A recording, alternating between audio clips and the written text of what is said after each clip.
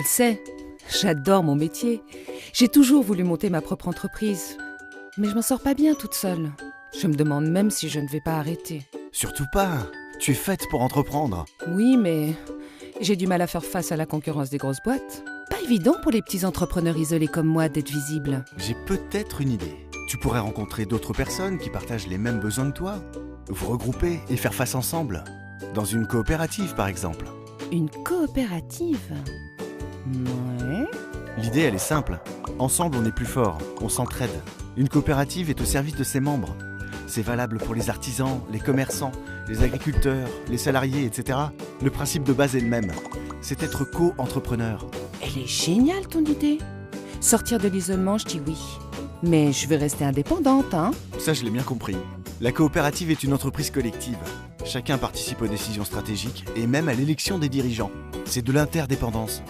À plusieurs, on peut négocier, mutualiser les coûts, regrouper les achats, partager les risques et proposer un service au meilleur prix. Ensemble, on peut accéder à certains marchés qui paraissaient inaccessibles. Oui, mais pour réussir, il faut investir. Grâce à la coopérative, tu peux investir dans un outil industriel ambitieux. Partager un lieu de production, une enseigne ou une logistique commune. Tu n'es plus seul, tu ne fais plus tout toi-même. Tu peux aussi partager les savoir-faire, la comptabilité, la formation ou le conseil. Tu disais que les salariés pouvaient eux aussi s'organiser en coopérative? Oui, ils peuvent s'associer pour partager leur outil de travail au sein de sociétés coopératives et participatives, des SCOP. Mais alors, les consommateurs, les usagers, eux aussi peuvent créer une coopérative? Voilà, t'as bien compris le principe.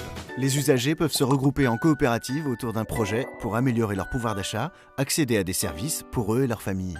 En changeant d'échelle, tu obtiens de meilleurs tarifs. Tu peux négocier avec les fournisseurs. Par exemple, des consommateurs peuvent décider de se réunir au sein d'une coopérative alimentaire et proposer des produits locaux ou bio à prix raisonnable. On peut aussi mutualiser le logement, l'achat de livres, de téléphonie, la production d'énergie. En fait, toutes les activités peuvent s'organiser en coopérative.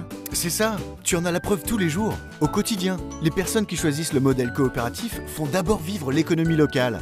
Ce sont par exemple des magasins proches de leurs consommateurs, des banques de proximité, des habitats coopératifs, des services à la personne, que sais-je encore. L'idée, c'est la mise en commun. En coopérative, la solidarité prend tout son sens. En coopérative, on parie sur le collectif, on mutualise, on répond aux besoins des membres de la coopérative et on fait vivre les territoires. Moi, j'adhère complètement. Et vous ?